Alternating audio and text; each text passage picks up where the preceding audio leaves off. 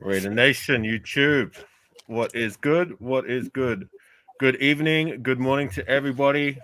I'm your host, Purge Avakazi, or Avakazi Raider, if you will. Got my boy to my, if I can point the right direction, on six, and we got two guests down below. We got your boy Raider Critique, as well as Ern, aka Westside Media. Now, Hey! everybody, what's good? What's good? Everybody in the chat, just real quickly, we want to keep this Raider football, so we don't want any. We're not going to attack anybody in the feed, or even if they're not in the feed, other content creators. We're just going to keep it strictly Raider football. So I ask everybody in the chat, if you keep it respectful towards everybody on the panel, that would be appreciated. We love you all. Okay, we're going to keep this Raider football strictly football. But anyways, gang, now that that's out of the way, what's going on, chat and panel critique on six? What's cracking? I'm fucking fantastic that my Raiders didn't do no moves today, dog. The Raiders have become the laugh factory of the NFL. We're not even the laughing stock anymore. We're the laugh factory, bro, and it's pathetic. It's so bad that I can't even be mad. All I can do is just laugh.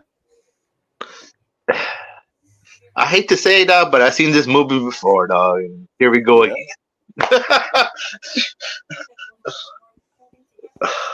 So you critique? I'm fucking speechless. We've never seen that before. Man, for real, as long as I know you never. Well, man, this one really got you, huh, critique? Yeah, it sucks being right, bro. When you're Captain Negative all the fucking time and the shit ends up being true, sometimes you just realize to yourself, man, sometimes you just need to shut the fuck up before you wish shit into existence. Mm-hmm. No, I feel you, but at the same time, bro, I'm just over Josh McDaniels point blank period. I'm trying to stay positive, but I fucking can't. But he's a Hall of Famer. Just because somebody's visor's in the Hall of Fame doesn't mean they're in the Hall of Fame. Just to comprehend that, you know what I mean? Just to let everybody know. Guys, we were beat yesterday. Not only just beat, but out-coached, outmanned. I mean, we've seen this over and over and over again this year, where Josh McDaniels looks like a deer in headlights, has no idea how to utilize what he has on the team, is totally forcing his scheme on players instead of scheming around his players' talents. I don't know how many times we have to go over this, but I can tell you this. It's nice to see everybody finally experiencing what the fuck I was talking about right at the beginning of the season. Everybody, if you were there in Unicorn Rainbow Care Bear Land, welcome back to the Raider Nation, because here we are. What does everybody have to say now? You guys were right. You tried to give him a parachute and let them know so they didn't get their hopes up too high, but they wanted to go up high and crash hard. So I don't even want to be right anymore. I've only got one word. Fuck. It's just disappointment, heartbreak. We're in an abusive relationship with the Raiders, dog. Like, we keep our hopes up, they beat us back down. We get a little hopes up, we beat us back down, and then we get the owner coming up that we have to smarten up. You know what I mean? Once is he smarten up and do the product on the field? How many players have regressed in the last 2 years under Josh McDaniels? He inherited a fucking playoff team, and he just totally dismantled it and left this product on the field. It's just sad to see the state of the Raiders as being a fan. It's just sad, bro. Because I'm just literally getting flashbacks of back in the days when we had Karen Collins. We went out and got Randy Moss and shit. We won't get Warren Sapp and shit. We were supposed to make this playoff push for the Super Bowl, and what happened? Everybody started getting hurt. Fucking North Turner got fucking fired. I'm just getting flashbacks all over again, dog. It just seems to happen every fucking couple of years with the same shit. I'm just over it, but yet I'm still fucking here. how it Salute feels to like everybody to in me, the bro. chat. This comment here by Solar Empire. Salute to you and salute to everybody. I see you, OG, Redamando, God, Big Worm, We the People, MG, a few others. Sorry, I haven't gotten to you. I'm just going to read out this comment real quick. Appreciate you stopping by, Solar. What do you guys think about Patrick Graham as head coach? Honestly, I'll take anybody if I'm going to be honest. Like I said I like before, I was that. hanging on by a thread with McDaniels, but I don't know, man. Like when I look in my heart and I think, am I still giving this guy a chance? Like I don't know, man. I'm just so over it. Like I just don't see it going up from here. At least this season, you know what I mean? Like, and are we really going to keep him around for another season, or are we going to cut the cancer out before it festers? I don't know, man. But like, I know there's this. Some people are blaming Patrick Graham. Like, it's like I don't understand it. Like, you know, Patrick Graham and the defense are at least trying to keep us in games. I mean, last week, like that scoreline actually flatters us. I thought the defense actually did really well. You know what I mean? The fact that we only lost by 14, was it 14 points? How many points did we lose by? 12 points. Like that flatters us. I don't even think it was that close. Like we had no right for it to be that close. Being at how atrocious our offense was, right? Well, the announcer said it yesterday. Like, even though it was 26-14, at one point, the game never felt like it was even close. It was really 26-7. Let's keep it real.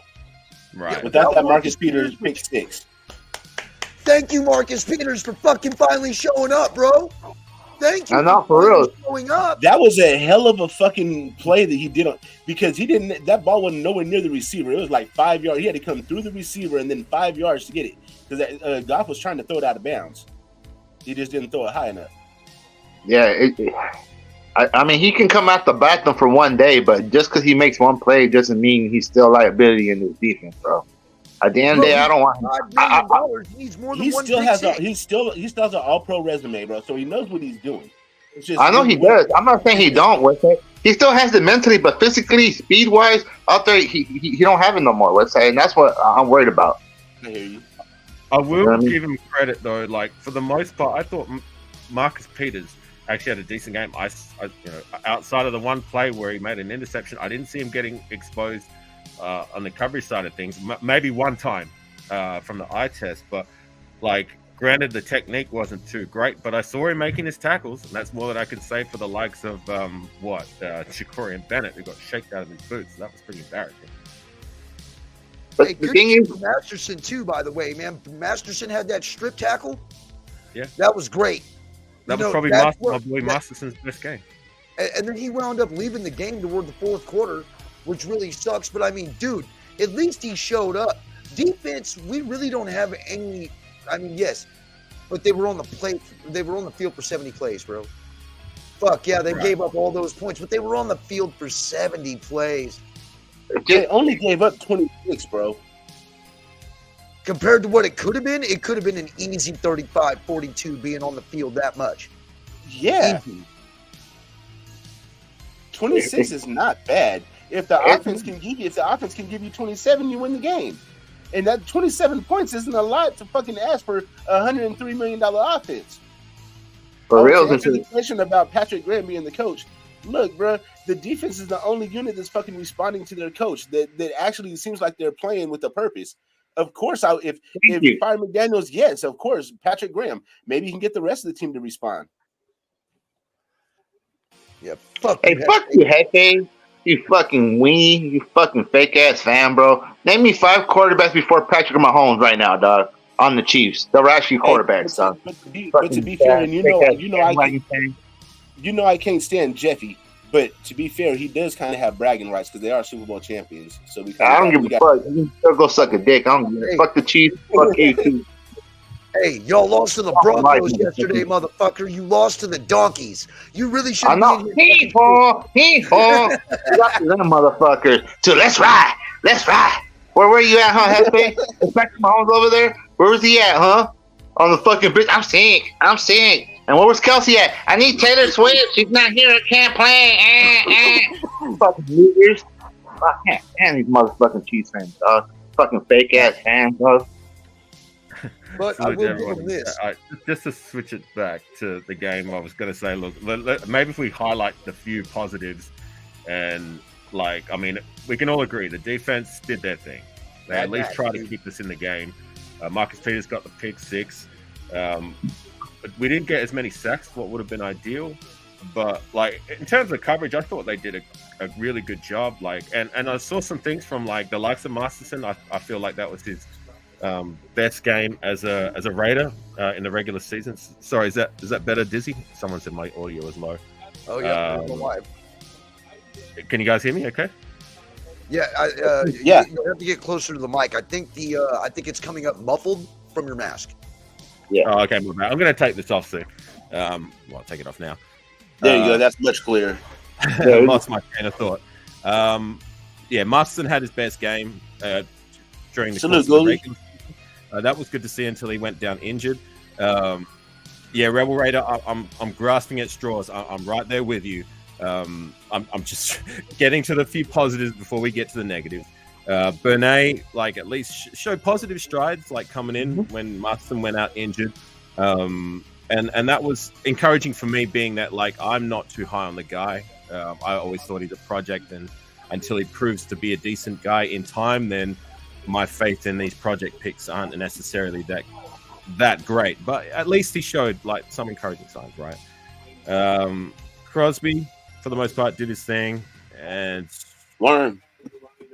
Yeah, I guess that's about the extent of it, right? Oh, Josh Jacobs. He at least, like, I mean, he didn't cut loose per se, but at least he did his thing. He was the only player on offense who was able to do anything, right? And why will you go away from him too, Josh McDaniels? Why will you go away from the only thing working on offense, you fucking moron? They start throwing the ball 20 times. Like, we got fucking Rich Gannon back there. Yeah, that's a great idea.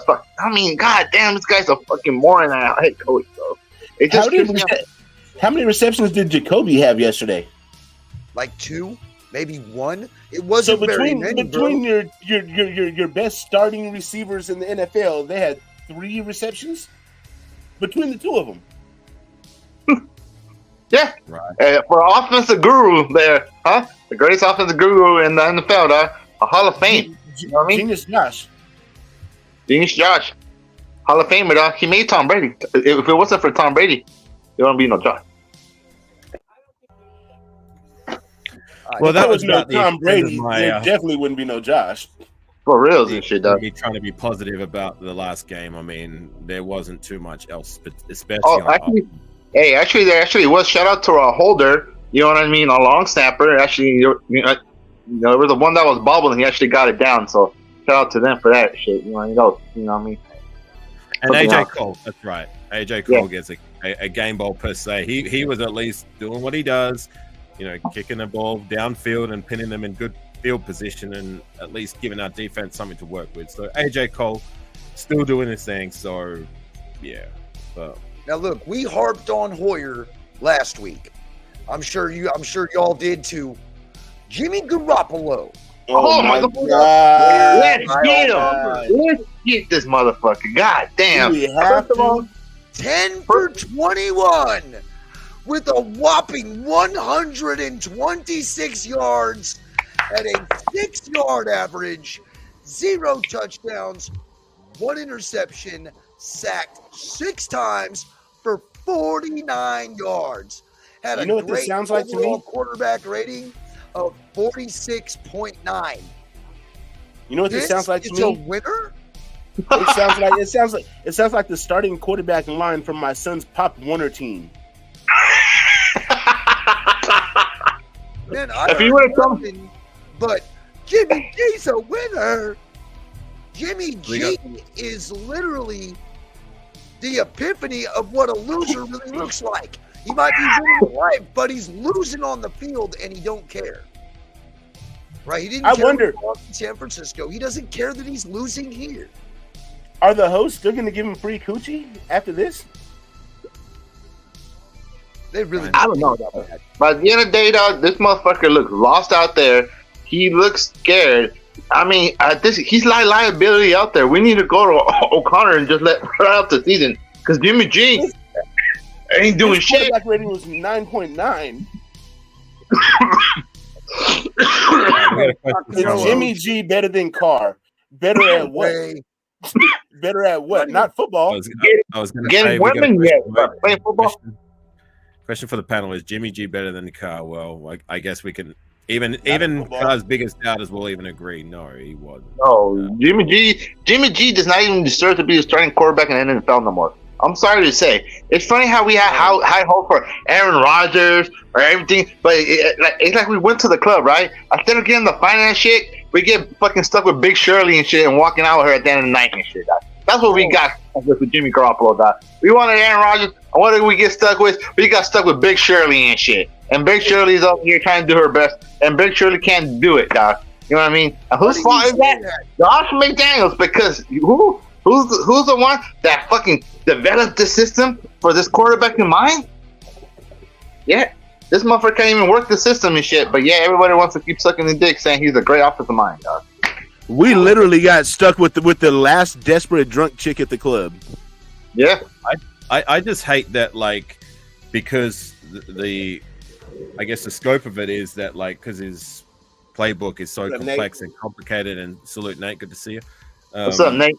We didn't even go outside the well to even get a decent backup. We went with the whole scheme well and had Brian Hoyer as our backup. And granted, we drafted Aiden O'Connell, but like this, I've said it quite a few times. This is probably the most dire our quarterback situation has looked, even before Carr, going back to the days of Pryor and friggin' Matthew Flynn and Carson Palmer, Jason Campbell. I mean, you could even say, even in the Jamarcus Russell days, we had Brad. Yo, Alfakazi. You got that came out today that was showing Jimmy G's first 8 games with the Raiders compared with Jamarcus Russell's first game with the Raiders. I saw that. And those things are damn near mirror identical. And the worst thing about it, Jamarcus Russell didn't have an all-pro receiver like Devontae Adams. Jamarcus Russell didn't have an all-time leader and rusher in the NFL from last season. He didn't have compared to this talent, bro. But somehow this dumbass can't even score fucking 20 points a game, 16. It's fucking embarrassing, bro.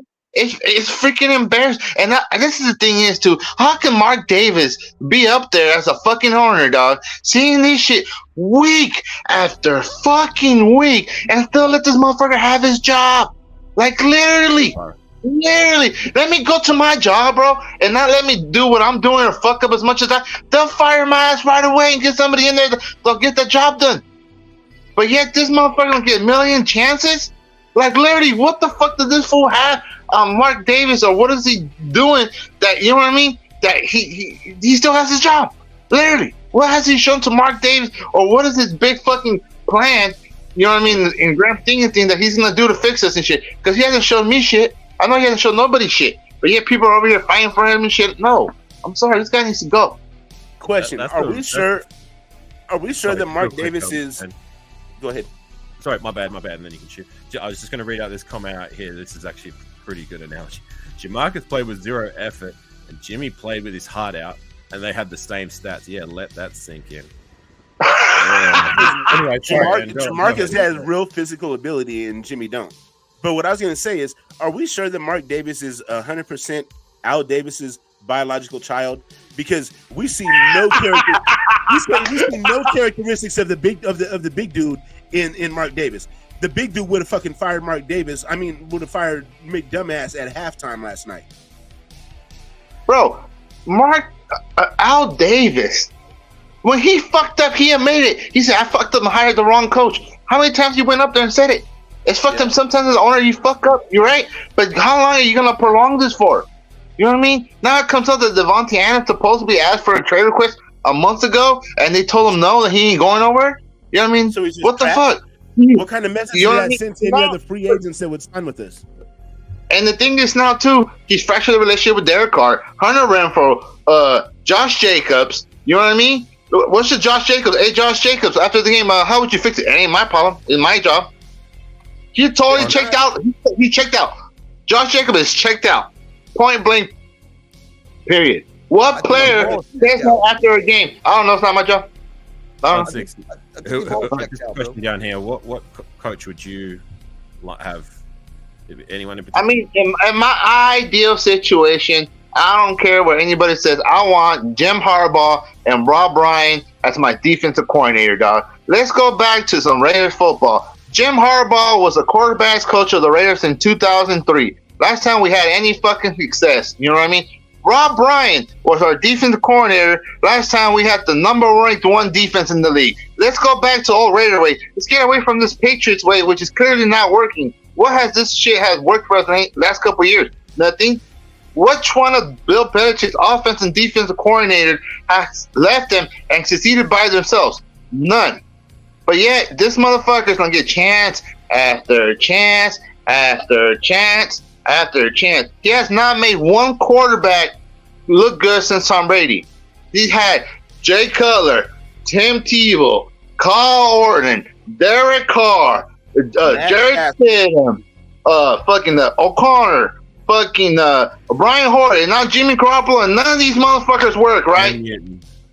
Thank you. Really, all these motherfuckers, but yeah, it's not them. It's not them. Who is it? Tom Brady. And Tom Brady ain't here. At least he's not on the fucking field, so it's not working. We've been out here trying to get Patriots-style stats with the Patriots B team. They're fucking B team. Right. Oh, it's fucking disgusting, dude. It's fucking shameful and disgusting. That's what I'm saying, dude. How can Mark Davis go like in the like? You know what I mean? I know he listened to this shit. He can't even go nowhere in Vegas without somebody telling him to fucking fire Josh McDaniels and shit. It's fucking embarrassing, bro. Yeah, you're owner of two organized franchises. One, the Aces and the Raiders, right? You have the Aces winning back-to-back fucking championships. They got all the best players in the WNBA, but yet here the Raiders fucking laughing stock, right? We didn't have no home field advantage or anything, but yet this motherfucker's telling us to smarten up. Once you smarten up, motherfucker, yeah, you can make one of the fucking teams great, but you can't make the other one.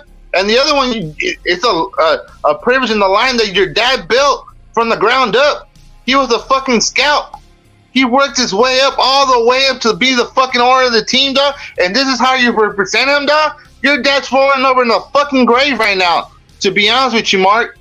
And I hope you know that, dude. How the fuck can you sleep at night looking at every fucking thing have you done since you took over this fucking team, bro? On some real shit, dog. How can you fucking sleep at night or even look at the fucking Raider logo and shit and even have some respect for it and shit, dog? It seems us fucking fans get more about this fucking team than you do, motherfucker. Because, yeah, even though we fucking lose, we're still here repping the team. We still have our colors on. But, yeah, we're telling you to get rid of this dumbass because he can't do his job. And he's literally telling us, you guys need to smarten up. How about you smarten up, dumbass? Look at yourself in the mirror. Here's one thing Well said, on thick. Sorry, Andy, you wanted to say something? You had your I kind of forgot. I have a question for all of y'all. Shit. Okay, I do. And this is a great question. Okay, Mark Davis I was remember. picked to fire Jack Del Rio in public, in front of camera, quick as fuck. Why can't he pull the trigger on McDaniels, bro? good point. Good Do you point. think they've got something over him? Nah, something's got to be going on. Something's got to be. There's something more going on, dog. There ain't no way how somebody can make this many fucking bad decisions and shit, bro, and not be any consequences and shit. Not even Mark Davis has gone down publicly and said, you know what I mean? If we keep losing, you know, Josh McDaniels' job is on the hot seat. Nothing. All he says is he has 110% back and he'll be back next year as a head coach. That's all he says. Yeah. Shout out to the 30 in the chat. You know what I mean? It's just So what nobody notices about the WNBA Aces? Look at how much money the Aces make every year. They don't. They lose money every year. Where is he getting this money to buy this facility, the state-of-the-art facility for the Aces and all these things? He's taking money that he's making from the Raiders and putting it into the Aces because they don't make any money. They lose money every year. God, see that's probably true. That is probably like I'm pretty sure that's got to be at least 90% true, because WNBA doesn't make money, bro. They don't. None. But also on top of that, the reason why they win championships over there, because he hired a competent coach who knows their fucking job and knows their players. He didn't do that over here. He tried with John Gruden, but then John Gruden got ex-Nate, and then of course the shiny new toy and Josh McSweatervest. You know what? Like talking on 6, you were talking about great players and critique. You just said we had, the Ace have great coaching. For some reason, I was doing some editing the other night, and I was watching footage from the post Super Bowl win.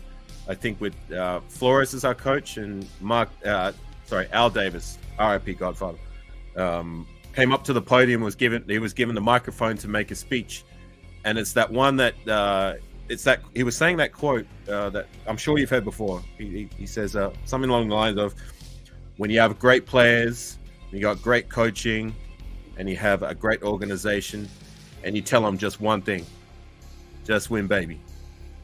It's something along those lines, you know what I mean? And I just, how about if you have crappy coaches and crappy players? It just brings me back to that. Like, I wish we could have that again. Like, just to be in a good spot across the board, you know what I mean? Like, there's always something with our team that's just not. It's causing a disconnect, lack of performance. You know what I mean? Like, it's sad, man. Like, watching that footage, it made me sad. Generally sad. It is, especially too when Al Davis literally did anything to win. He literally, I remember when Stu had Chris Hampton on there and shit, and he brought up a story about Al Davis signing a percentage of the team to sign a big free agent and shit. You know what I mean? Why isn't Mark Davis doing shit like that to try to make us win or do anything to put the best product on the field, bro? That's what drives me crazy, man. It literally drives me crazy. You know what I mean? We miss out on big free agents year after year. Big fucking names that fucking the trade deadline that are getting given away for pennies on the fucking dollar. Bro, go put fucking Sweat across the fucking from Max Crosby right now, bro. Are you fucking kidding me? Are you kidding? Go put Chase Young across from Max Crosby right now, dog. But it ain't gonna work. These motherfuckers don't want to do it. God damn, bro. You want to know what the problem is? Most of these players, like, they get traded, and like these big time players, they have no trade clauses in their contract. So as soon as their agent be like, hey, so the Raiders put in a offer for you, and the team accepted, you just need you to sign off. They'll be like, the Raiders, wait, they're coached by McDaniels? They don't win shit. Hell no, I ain't going no damn Raiders. So they veto that shit. That's why we can't never trade for nobody. Or just nobody of consequence anyway. Sorry, just real quickly. I just want to read out this comment here, because this is kind of my sentiments too. If the day ever came where we cut loose from McDaniels and we're looking for a new guy, head coach wise, we need a new young face. I want the head coach from Florida State to be our head coach. Well, look, I appreciate your comment there, We the People, but I'm right there with you. Like, I can't comment on this guy from Florida State because I've never seen him. I've never even heard him, but I do like the sentiment of getting like a fresh new young face, like a young guy, something who's going to bring something new and hopefully much more improved, like something that's gonna take us in a direction of at least giving us some hope, because right now there is no McDaniel's, like, all that's been with me since he's been in the door is I'm hopeful he can turn around, because I do not believe this is the guy, and it's turning out to be the case. But yeah, like, I mean, you talk about like young guys in the room. I mean, like, I hate to say it, but look at the other McDaniels with the Dolphins, right? I mean, he's pretty young. He's a pretty fresh guy, and it's funny because like he seems like a very likable guy too. It seems like when I see videos of him like dancing around and getting all energetic with the team, and just being what seems to be a cool guy to be around, like that resonates with the team. Like with guys who are all young and gung ho, you know what I mean? Like, I don't want some boring. They were asking him about Eli Apple. He was like, "We can't motivate a thirsty camel to get water in the middle of a desert." You know what I'm saying? Like, he's comical, and he's a people person. He knows how to deal with people. He, like, when they asked him about Eli Apple, he was like, fruit. Oh, Eli. It was fucking hilarious, dude. But he's a people person. He could actually, He can talk to his players, probably get personal one-to-one with them, get on an understanding level with them to the point to where they can actually come to a meeting of the minds. Josh McDaniels has never been known for that. No. They've had former players on podcasts out there, and I swear, all you got to do is look on YouTube and look it up. The homeboy broke his leg in a fucking skiing accident or some shit like that. Josh McDaniels laughed at him, and this is when I remember that. When he was a Patriot. He was like, "Oh, fucking skiing, huh?" Laughed at him and walked out of the room. Have you noticed that these are the type of mentality people that we're bringing in here? Jimmy Garoppolo also being one of those type of people, laughing on the sideline while his team is losing, but he's too hurt to go into the game. Yes, he did play in a Super Bowl. That motherfucker didn't win it. Right, good. He didn't win it. And to be honest with you, I don't think he carried that team to the Super Bowl. I think the defense did. Because that's what smart, logical people fucking think when they watch them play. They don't come up with excuses. I heard that interview. Sorry, I'm sick. I heard that interview with about McDaniels laughing about that player who had an accident. I think it was a golfing accident. I believe that was a guy with the Broncos, one of their old offensive linemen. But I did hear about that story. That he came. That was an interview just this year, I believe. So that was a very interesting one of quite a few people talking 3 weeks ago with not so great things to say about McDaniels and his personal attention to players and that it's not good. Anyway, sorry on six. I didn't mean to cut you off. Go ahead. No, you're good, brother. I just thought I just lost my thought now too, dog. I'm bad. Sorry, brother. My bad. Can I make my pick for coach? Because go ahead. If we were to get rid of McDaniels, which it's already too late right now. I guess it's never too late to get rid of him, but I've never liked getting rid of a head coach in the middle of the year just because of what it does to the player's psyche and whatnot. Last time it worked out for us. This time it probably would work out for us because we definitely can't win with this guy. But we need to reach and do what we need to do what has always worked. And what's always worked is not some dude from the outside coming in who wants to be a Raider. We need to go get a Raider. We need to go get somebody who actually has some type of respect for what this shield represents. And it should hold a special place in their heart before they are ever given the job to be our beloved head coach. And that, my friends, that man is Brian Flores. Brian Flores, huh? That's not bad. Oh, I never thought of it. Forgive my ignorance. That's not what's our former That's head Tom coach? Flores' son. Yeah, I was gonna say, is that? No, he's not. Coordinator over in Carolina, I believe. Brian Flores, he's the black dude that used to be the head coach of the Dolphins. Right. You said that's Tom Flores' son? I think that's Flores' son, bro. Well, Flores is Latino, right? If I'm not mistaken. He is. Correct. All right. I'm gonna look that up real quick, dog. I'll grab a look. That dude was fucking related to fucking Tom Flores in one way, shape, or form or another. You know what I mean? Hey, and we can't sit there and call like, hey, oh yeah, he's Latino. Man, people get together all the time. That's true. That's why I didn't say it's not true. I mean, it's possible. Hey, I'm not saying it's not, but I just want to make sure it is. Hybrids every day. Hang on, gang. I got you. Brian Flores is the grandson of Raider Illuminati Tom Flores. Okay, so grandson. Really? That's the fucking Raider, baby. That's who we need. Good fucking call, critique, because I didn't know that. Learn something new every day, huh? Yeah, damn. So he's the offensive coordinator right now in Carolina, huh? Yeah, that's what's up. Or defensive coordinator. He's a defensive coordinator somewhere already in the league. And to believe it or not, he had those Dolphins actually working together when he was the head coach over there.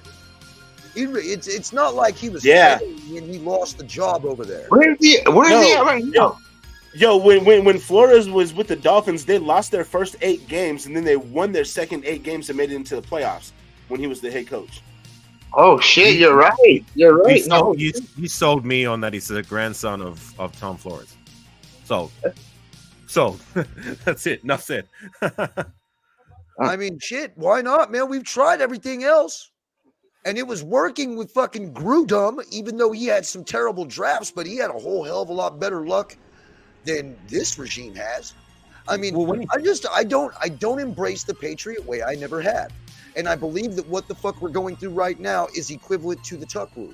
So I consider, and I coined this time, the Tuck rule 2.0, because this is where we've been had again by this fucking Patriots regime. Well, when you talk about Gruden, he has some terrible drafts. Like, just a bit of pushback on that. Like, yes, the bad picks stand out like a sore thumb. Do I need to name names? No, I don't. But no, when you think about the good, no, picks, I don't. like, I don't. outweigh the bad ones. But when you think about the good picks that he hit on, I mean, they're guys who are still on our roster who are at least, from the jump, were able to be either good starters, maybe even turned out to be game changers. Guys like Max Crosby and Josh Jacobs, you know what I mean? Like Colton Miller. Colton Miller, who wasn't good from the start, but developed to be one of the better left tackles in the league. I mean, you got Diablo, Nate Hobbs, Andre James, Trayvon Morig. Andre James, granted, he struggles a little bit this year, but UDFA, you know what I mean? But like, he just wasn't good in the first 2 rounds. These are all guys. The first 2 rounds he sucked, but after that he was nailing it. Right. But to my point, like, yes, the first 2 rounds he had some very glaringly bad misses, but at least he was able to hit on some guys. And when I'm comparing it to the last 2 draft classes that this regime has drafted, we've got what? Dylan Parham, who's, like, to me, I've said it before, and I'll keep beating that drum. He's decent. He's good enough as a second-year guy, but I wouldn't call him good. Mumford. C+. Yeah, Mumford, another guy, like, good enough as a 7th rounder, decent, but I wouldn't call him good. Those are your best 2 picks from last year's class. And then this year, we got, Jacorian Bennett, who's been spotty, probably the guy who's been contributing the most because he's seen the most game time. C+. Michael Mayer, like, I'm sure he can develop to be good in time, but, like, it's been underwhelming how he's been used, and all the rest of the guys. Like, am I missing anybody? Like, we haven't got a guy who's just come out hot out of the gates, in the first year or 2, the way at least some of Gruden's guys did. We got Tyree Wilson. We haven't had a Max Crosby jump out since Max. That's what Crosby. I'm saying. We haven't had a Crosby. We haven't had a Hobbs. We haven't had a freaking Josh Jacobs. You know what I mean? Like, none of these guys have come hot out of the gates from the jump. Like, we've got some guys who are decent, and some people were talking about how this scouting team is much better. It's like, well, how can you say that when they've only had like 1 or 2 seasons, and none of their players have turned out to be game changers? At least with, like I was trying to highlight with Gruden.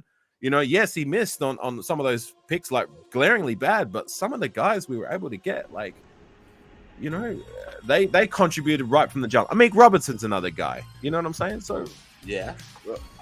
Say what you will about his draft, but, like, just a bit of perspective critique. To me, Nate Hobbs was a Gruden guy. That's what I said, man. To me, it's like it's night and day when we have a Raider in there. When you actually Tyree is getting there, yeah, right. Sorry, I've always thought Tyree's going to need time, and I mean, we don't have time. We need production we don't now. have time. But, like, the other stink of it is, like, when you think about, like, the guys, and I've made this point, like, maybe I'm sounding like a broken record, but I'll say it again. In the last 12, 13 years, of the guys we've drafted in the first round specifically, of the guy that we've been waiting, who didn't contribute from day one, guys like Khalil Mack, Josh Jacobs, and Amari Cooper. You know what I mean? If we drafted someone in the first round and we were waiting for them to develop and be good in time, there's only one guy who managed to do it in the last 13 years, and that was Colton Miller. Every other guy we waited on to hopefully be a halfway decent player, none of them panned out. I don't need to name names, but if you go and look at your history of our first round picks, so there is that stink of it that rubs off on Tyree Wilson when we're thinking, okay, well, he hasn't come out of the gates as a day one guy, but he's slowly getting better. But that's the other thing that, like, yeah, I encourage patience, but when we're waiting for these guys, we draft them round 1. The only guy who really panned out was Colton Miller. Last time we said something like that, we were talking about Cleveland Farrell. Yeah, look at the other. All right, I won't name. I will name names. Sorry, I said I won't, but I will. Cleveland Farrell, DJ Hayden, Garyon Conley. You know what I mean? Jonathan Abram. Frick, like, Yeah, Carl Joseph, you know what I'm saying? Like, you get my point, right? Carl Joseph, I bought his jersey, bro. Shit. Yep, Carl Bro, Joseph. you know the one that gets me mad to this day. And I was watching NFL Red Zone. I didn't even know he was still in the league, but he plays for the Giants, and he was cited by me. I'm gonna say out his name, and all you guys are gonna laugh. Ready? Jihad Ward. Oh No. God, I remember that No. guy. He's still in the league. He plays for the fucking Giants. And last we I have to seen, he face was him pretty next. good too. Yeah, like these guys Oh, that man. turn up for us, they go to other teams and hallelujah, they figure it out. Like Arden Key, remember him? Who? Not the one. Arden Key. Keyshawn Nixon. We had him. He never tried him a kick or punt return, but somehow becomes an all pro with the fucking Packers. By the time here, let's not do that. But you know, he leads with our special teams coach, and we should get this guy Keyshawn Nixon. He's a great kick and punt returner. Brings him over there, man. Wow. Well, and there is one good thing, bro, that we did have some great news today, and you touched on it right before we actually went live, or right as soon as we went live. We didn't get rid of nobody. So if we do can this fucking coach, at least we still have the pieces to at least have something, productive. And here's another thing too, because I saw a question here about Geek 420V1. Hey man, good. I've never seen you before. I appreciate you for being here. But he said the manual system doesn't allow for a guy to just come out of the gate from an offensive standpoint. Very true. But do you think that he might be overthinking things maybe just a little bit too much? And that's why it's becoming so complicated, because honestly, this offense has been around for more than 20 years. People should know this offense, and as a matter of fact, I think they do, because every single team that we've played besides the Broncos has pegged our offense for everything that we're trying to do. Critique. Let me ask you a question.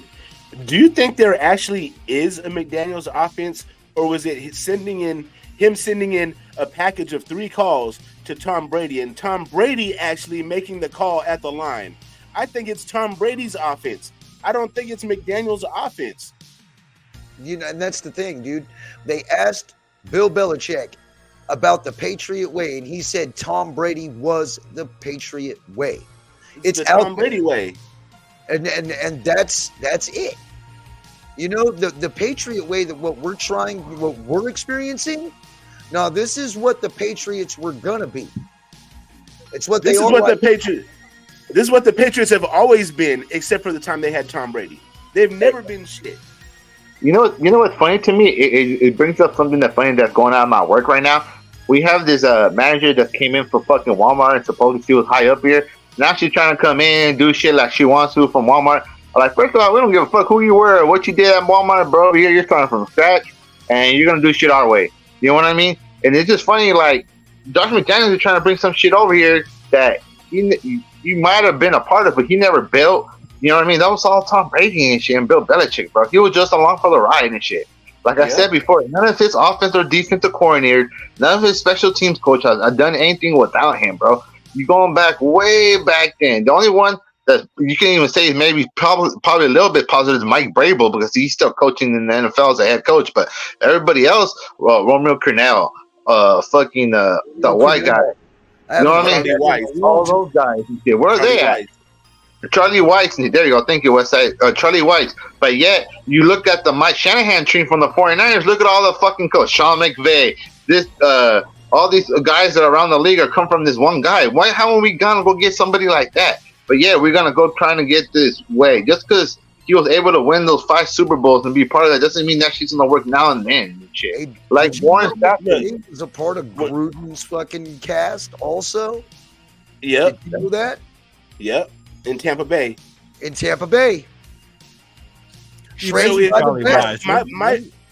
he a former quarterback with the Chargers and the Seahawks? I'm not sure. Was it the same guy? Charlie Weiss? He used to be quarterback. Offensive coordinator for the Patriots, and then he was the head coach of the Notre Dame. No, you're talking about that's a different. You're talking about Avocado. You're thinking about Charlie Whitehurst. He was the quarterback for the Chargers and the Seahawks. Okay, my bad. All right, there you go. Thank you. Sorry, Critique. You want to say? All right. Yeah, see, so I like for that a comment right there too. McDaniel's biggest problem is that his mind is his system is more important than the players. That he doesn't assign anything to the strengths of the players. That he has tunnel vision. I couldn't have put it better myself. Facts. Even Stu, when he used to shout out to Stu, because man, that's the only. But when he used to coach, when he used to play, he said they'll bring I don't know who it was, but James the corner came in there and shit. He said instead of fucking bringing my shit in, he learned the system that was already previously there, and then he just went off of that and shit. You know what I mean? But yet this motherfucker's gonna try to fucking fit a fucking peg into a square hole. It don't fucking work and shit, dog. If you know your fucking cornerback can't play zone coverage, then why the fuck you putting them out in zone coverage, dog? It makes no sense, dog. And that's supposed to be an offensive-minded guru. It just the furthest thing from it. He has not done anything in these 2 years that makes me think that he's capable. This team is being capable of scoring more than fucking 16 points a game. Fucking. So look, to sum it up with Josh McDaniels, dude. There's two different Brian Flores's. Yeah, one of them's an actor. Yeah. All right. So one of them's an actor. That's the same. one who's related to Tom. So fucking take my theory and throw it out the goddamn window. Right. Shit, that's what I get for fucking trying to be fucking somebody we all know or something. At least we fucking debunked it. Yeah. Right, salute to you, Thrash. Appreciate you giving us appreciate that, Thrash. Yeah, you debunked that shit. Salute to you, yeah, for sure, and appreciate seeing you and everyone else in the chat feed. It's good to see you all. We got 33 people in the chat, and if you haven't already, if you can, we're triple streaming. If you can go and subscribe to my guys, Raider Critique and Westside Media down in the bottom there. Yeah. Go to their channels and show them the same support that you show us. That would be appreciated. Just going to read this comment out here. McDaniel's biggest problem, and salute to you, Deep H2O V1, if I said the name right. McDaniel's biggest problem is that in his mind, his system is more important than the players. He doesn't design anything to the strengths of his players. He has tunnel vision. Yeah, that's the exact opposite of what Mike McDaniel is doing in Miami. He built that offense around the personnel he has, and you can see the success that they're having. Josh McDaniels is over here trying to force players into a system. Hey, Rundown. Nice to see you, my friend. This is a good comment. What up, Rundown? My guy, McDaniels tried his best, but all his decisions were never good enough, and he panicked too many damn times. I don't even know if he's trying his best. That's true, too, bro. Hold on. His reputation this is his best? This is his best? I was just about to say that. This is his best? Yeah, look, I don't think it's good enough either. I'm right there with you. But, at the same time, this is a guy whose reputation took a big hit. Remember his head coaching tenure at the Broncos. And players have come out and said the same same displeasure, as well as fans of the Broncos as well. He went back to New England. They had success there, granted. And then, it just doesn't make sense for me for a guy whose reputation was tarnished like that. Given a second chance, he's going to try his best, but it just seems glaringly obvious to us all that his best just isn't good enough. He's not and hasn't proven to be the guy that's going to take us into the future and at least give us some hope. You know what I mean? Because I'm not even seeing that at the very least, that our future is looking at the semi-bottom of expectations to be promising. You know what I mean? Like we got to at least have a long-term goal or a destination. And what is it at the moment? I just fucking suck. Hey, Rebel Raiders, next year this nightmare ain't gonna be over, bro. As long as we have Josh McDaniels, it's gonna be Groundhog Day. My prediction was that he would be removed by week 10. I was looking I would like Sean McVay. All the old shows, and that was one of my critiques, bold predictions, is that he would be gone by week 10. So if he gets fired in 2 weeks, I don't know how I did it. So I'm just saying. I hope you're right. Look good. His job should be on the hot seat, Now, unless there's something behind the scenes that's going on, why in the hell that Mark is even holding on to this whelp? I mean, they might be holding something over his head, bro. That's if I'm gonna go Mr. Conspiracy Theory, that's what I'm thinking. I'm thinking they got something on him. Just FYI, so we're almost at an hour now. I just want to look. I think we can all agree it's not been looking good, and we all have the same opinion in regards to the coaching, the direction, and how it's looking for us at the moment. I'm gonna try and shift the focus just before we cut the stream off. Who have we got next week? Who's our opponent? Is it the Giants? Giants. And Darren Waller coming back to town. Darren Waller coming back to town. He's hurt. And the Giants won last week, if I'm not mistaken, correct? I think he's hurt. No, the Giants, they won last week, if I'm not mistaken. Hey, so how did we get carved up last night against the Lions? It was because we couldn't stop their run, right? And what are the Giants doing best right now with Saquon? Their only thing that they can do is run the ball. Run the ball. It's I don't know. I mean, it's the Giants, so I mean, I'm hoping for a win. But Westside, we lost to a Division II quarterback that never took a snap in NCAA or professional football. We're probably gonna lose to Terrell Taylor or fucking Danny Dimes and shit, dog. Come on, dog. No, Danny Dimes is coming back. Danny Dimes is going to be healthy for this game. Well, even this Terrell Taylor and shit, you know what I mean? We'll see who. Danny Dimes is playing. Tyrod Taylor. Yeah, he's still there. He's still in the league. He's back up over there in the Giants. Yeah, he's been. I remember he was in Buffalo. Yep. I remember when he played for the. What's Sharks. their defense looking like, if anybody knows? Can we at least try and build some momentum with our offense in this game? Well, they traded away the best player in Leonard Williams, so I don't think the defense is that good now. But you never know. I'll look at their ranking real quick. Give me a second. What are the keys to victory against the New York Giants next week? Jimmy G not playing. I mean, Talk about Daniels not coaching. 1, 2, 3, 4, 5, 6, 7. AOC must start. We must stop the run. And by God, we need to score touchdowns. You got to say a couple of Hail Marys and say a couple prayers. To me, this fucking feels like 2009 all over again, where I'm celebrating first downs and praying for field goals. Oh, shit. He said 2009. Oh, we got to go there. Think about how long I've been on YouTube, and I've been on YouTube for a long time. I've seen us. Hey, the Giants' offense is dead last. We're second to last. They're dead last on offense. Great. So this is like the shit bowl of fucking regular season play. I mean, this is literally what. And then defense, they're about number 23. They're one spot below us in defense as well. So that we're equal as fuck. I can't believe it, bro. I've watched this team go from like being dog shit to actually being half-ass relevant, and now I get to be around long enough on YouTube to watch us go dog shit again. This is crazy, dude. We should have at least won a championship by now. Or at least make a decent playoff run. We've come close to when we came into the playoffs. You know what I mean? Twice. We've never even fucking made a decent push where people could actually fucking respect us, bruh. 2016. Well, we did make 2016. And then what happened.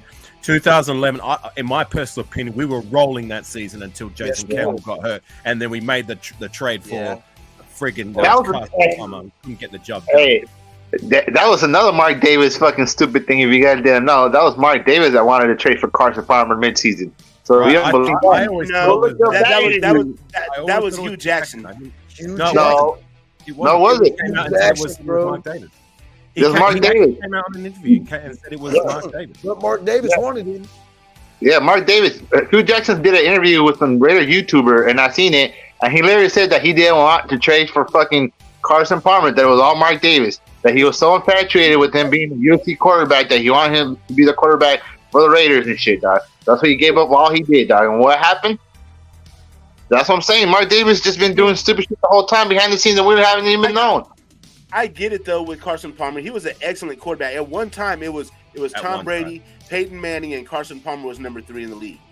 At one time, At one time, he was a good quarterback. But then when he came over to us, for me, he was Captain Checkdown. I mean, he thought people criticized Carr for being Captain Checkdown. He must not have been around for Carson Palmer. That dude was Captain Checkdown. True. But anyways, do we have any bit of hope against the Giants? Are we playing at home? If you can even call it a home game? Is that Max Crosby is going to eat, and the defense is going to keep us in the game. I don't have any hopes for offense. I do. Josh McDaniels gets sick and don't show up to the game. He misses a flight. No, hopefully something. Realistic, man. You know he's not going to miss the game. Josh McDaniels in his stupid ass sweater vest is going to be standing on the sideline in that disbelief look, and then be ready for the fucking press conference afterward.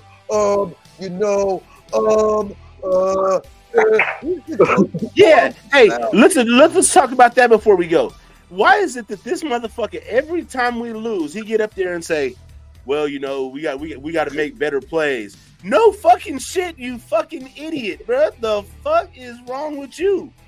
And why is it never the coaches got to make better decisions? Why is it always on the players? And you know the other thing that pisses me off yesterday during Monday Night Football before the game, they were all interviewing the head coach of the Lions. He's all there fucking crying and all there fucking with passion for his fucking team. And then next thing you know, they put Josh McDaniels like a robot. Yeah, you know, we're just doing our best. And we're just putting our best foot forward and shit. Like, get the fuck out of here with this shit. How can you go be up there and tell me this is my head coach? He's gonna lead me to victory, bro. Like, seriously, bro. This motherfucker got rid of Jay Cutler, one of the best armed quarterbacks in all NFL history and shit, right? For a team that couldn't throw the ball, dog. Just think about that shit, dog. Think about that shit. You know what I mean? I think about is I knew this motherfucker wasn't a leader when the Chiefs did the ring around the rosy play on us. And then at the end of the press conference, he was like, oh, it wasn't disrespectful. I was like, this dude's not a Raider. Nah, man, you need to take that shit personal because that shit was definitely directly personal. You know what I mean? This dude just ain't got it, man. He has no stones. They're not there, dude. He's neutered. Yeah, he don't got no weapons, dog. No big cojones, dog. He don't ever want to take chances. He plays it safe, bro. And that's the thing that annoys he's so much in his fucking head, dog. If he can't be a head coach, then step aside and let somebody else do it, bro. Plain and simple, dog. You're an offensive coordinator, and that's fine, bro. You found your position in life, and that's it. That's good. And just be offensive coordinator. That's it. But just leave us alone, dog. Take your Patriot way and get the fuck on. Because we don't want you here no more. We don't want you here no more. Be successful because we don't want you here no more. Get out of here. Take your Ricer and your Hall of Fame and get out of here. Go take Samir and Amir and all of them. Take them all out of here. Take everybody. Take every Patriot with you except for Jacoby Myers. We'll keep Jacoby Myers. You can have everybody else. Jacoby's gonna want out of here next year. Watch. You know, go take all of your people back to New England with you. Chandler Jones, you can definitely take Chandler Jones back with you. Hey, I want to see Chandler Jones versus Josh McDaniels in a fucking UFC fight, bro. Hey, that's one thing I got a question on you guys. Do you guys think Chandler Jones did this shit and just acted crazy just to get the fuck out the system? Just to get out? Well, to be honest, I'm gonna totally act this out and get the fuck out of here. to be honest, critique, he's still acting up even now. He's not a Raider anymore, so well, I don't know. There's something still going on with Chandler. But Heath Ledger, when fucking Heath Ledger played the Joker, they drove him crazy. You know, who knows, dude? But I'm telling you, he foresaw this shit coming and he went out. So he went crazy to get the fuck out. Yeah. Crazy at that. Fucking poor guy. All I gotta say, I'm about to go crazy. This motherfucker's still our head coach after this game. Like, literally, I cannot take another fucking press conference or anything out this motherfucker's mouth anymore, bro. It's always, you know how I feel like every time you talk now, like the fucking. That's how I feel like when he talks, dog. He has no validity or anything like. I'm just done with them, dog. I'm serious. I'm sorry. I can't do it anymore, dog. I'm sorry. All right, gang. I've got a few things I've got to get I've got to do now. It's been over an hour, and I appreciate you guys. Did you guys want to keep going? Otherwise, I gotta get out of here too. I gotta go trick or treating with my sister and her kids. Yeah, I gotta go too, man. I mean, really, what can we already say that we haven't said already? Ern, take it away. Hey, don't put it on the kids, bro. You know you want to go get you some candy, bro. You know you putting on a mask. Don't try to put it on the kids. Yeah, actually, I'm not gonna lie, Westside. I'm gonna dress up as Dustin and shit. I'm gonna take my master's degree. I'm gonna go fucking ask for candy and shit, guys. So, you guys have a good one. God bless.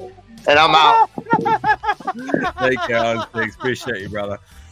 All right, gang. He held up all the way to the very end. I fucking. He almost made it, bro. He almost made it. Almost. But look, I appreciate both you guys, on Sticks, everybody in the chat who's going to stop by. Ern, is there any final takes you want? Critique? You got the full next, and then. Man, basically, if you guys like what you see, go ahead and tap that little subscribe button you see down there. After you tap that one for Afikazi, go on over to Critique and tap that for me one time. And after you're done doing that, go over to Westside Media and tap that for me one time. And then we good. And y'all have a great Halloween. Be safe. Don't be eating those Starburst edibles, you know what I'm saying? Unless you're used to it. And one last thing, like On Sex says, lay off the fentanyl, right? You know what I'm saying? Yeah, I can't wait to get out here and get these adult treats because they be passing out some adult treats and they taste very wonderful. Some of them are in form, you know what I'm saying? So next year. Before you shoot Critique, Ralph has got a quick question for us. I have a question for the panel. It's non-football related topic. Since we're on Halloween, what was the first horror movie you saw as a young person? Well, I know the answer to that for me. I think it was either in this order. Freddy Krueger, one of the Freddy Kruegers, and Jaws. I remember I was up late at night. I woke up with my mother still had the TV going, and I was like, I think 5 years old, and I was too scared to turn the TV off both times. So those are my two. The original Twilight Zone. The original Twilight Zone. I remember that, watching that as a kid. And then, of course, Nightmare on Elm Street 1 when I hit about like 11 or 12, you know. Right. But you know. So for me, I lived with my grandparents when I was young, and they used to keep me away from scary stuff. But so for me, mine wasn't really a movie, but mine was more like a music video. It was motherfucking Thriller night. So that for me, yeah. That's a good one. Thriller. Yeah. And I have nothing to say except for please find us a competent coach.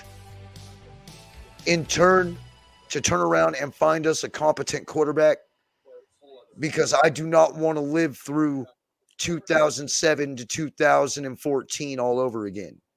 I really don't. But it's just, hey, we had some moments there. 2011.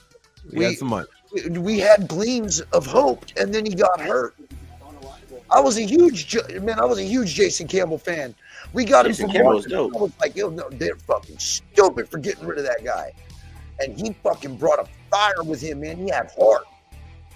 You know, I've died on the sword that, like, I think outside of Gannon being number one and Carr being number two, the next best guy who was a Raider quarterback since the days of Gannon was Jason Campbell.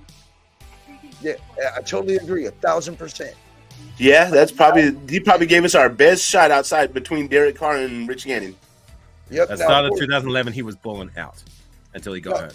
Of course, my heart still goes out to dudes like Marquise Tuiasosopo for being the backup for so long, and really when he came into the game, he came ready. Yeah, you could get a 2-2 split out of a 4-game stretch with him. You know, that was his job. So I'll always have a soft spot for Tui. You know what I mean? Because I really did like that guy. That guy I thought fucking really got the short end of the stick. I think he should have started more. Bruce Gradkowski. I enjoyed having Bruce. Was pretty good. All heart and grit. The almighty Bruce, bro. And that dude kept us in a lot of games. Bruce Almighty. Never the smartest, never the best when it comes to throwing in that, but when it comes to heart, grit, and what does Al Davis like to say? The will to win, just win, baby. He personified that. My personal. Yeah. You know what I'm saying? Yeah, and another one of my guys, and yes, it is Chris Robertson. It's a remix for Owen Hart. Terrell Pryor. I mean, yes, he wasn't mechanically the best. He just didn't have it there, but it was never a dull moment when he was at the helm. He was such a threat. He could go the distance on any play. Right, and there was times he could make the throws. Just from a quarterback IQ perspective, he just wasn't it, but it was always exciting. So those are some of the guys that were dear to my heart in terms of our quarterback room, but. Yeah, look, I don't know, man. I'm just looking at the now, and I just want there to be a little bit of glimmer of hope. Maybe that can be our no comment. But anyways, critique. We were going to wrap things up. You want to shoot your piece? That's it, man. I'm done. Have a happy Halloween. I'm all over here stumbling over my words. I ain't even had no adult drinks yet, but I'm going to, because this fucking loss hurt. Because not only did we lose this game, but all of my fucking worst nightmares have come true. We need to turn this shit around. We really do. And if it means fire McDummy, that's exactly what the fuck it means. And let's put Patrick Graham as the interim head coach. You know, whatever we got to do, man. We need to do something to turn it around. Put in AOC. We don't need no more Jimmy G. I'm tired of the Jimmy G experience. It's done. It's done. It's done. It's over. This dude he might have been a winner in San Francisco, but that's because their defense was a lot better than their offense. You know? And as good as our defense can be, our defense is not designed like San Francisco's defense is. So it's just not going to happen here for him. He needs to retire. He's hurt way too damn much.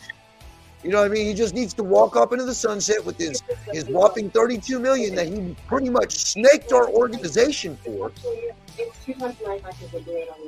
and then go and mess with his Las Vegas Harlots in a retirement mode. And Josh McDaniels, you can take him with you. I'm done with this experiment, man. I'm tired of losing. I'm tired of feeling like this. I need to go spend some time with my family, because at least that makes me happy. Because this fucking team don't. Sharing the panel with you guys, bro. For real. But rooting for this team is going to be the death of me one day. I've always said it. It really is, because I fucking take this shit way too goddamn personal.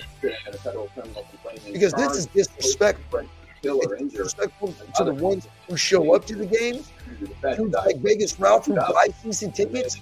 Dudes like Apicassi who fly all the way the fuck over here to watch him play. From Australia, you gotta think how fucking expensive that is. You know, I'm sure Apicassi doesn't have to think. He knows. You feel me? Like, we deserve better.